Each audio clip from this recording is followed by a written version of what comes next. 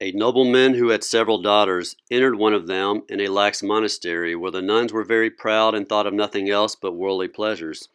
The nun's confessor, on the other hand, was a zealous priest and had a great love for the Holy Rosary. Wishing to guide this nun into a better way of life, he ordered her to say the Rosary every day in honor of the Blessed Virgin while meditating on the life, passion, and glory of Jesus Christ. She joyously undertook to say the Rosary, and little by little she grew to have a repugnance for the wayward habits of her sisters in religion.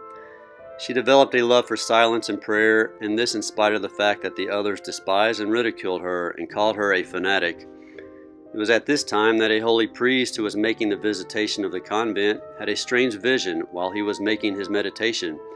He saw a nun in her room, wrapped in prayer, kneeling in front of a lady of breathless beauty who was surrounded by angels. The latter had flaming spears with which they repelled a crowd of devils who wanted to come in. These evil spirits then fled to the other nuns' rooms under the guise of vile animals.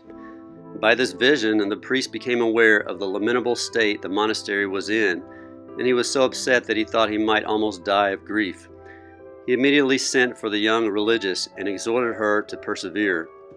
As he pondered on the value of the Rosary, he decided to try to reform the sisters by means of it. He bought a supply of beautiful rosaries and gave one to each nun, imploring them to say the Rosary every day, even going so far as to promise them that, if they would only say it faithfully, he would not try to force them to alter their lives. Wonderful and strange as it may seem, the nuns agreed to this pact and were glad to be given the rosaries and promised to say them.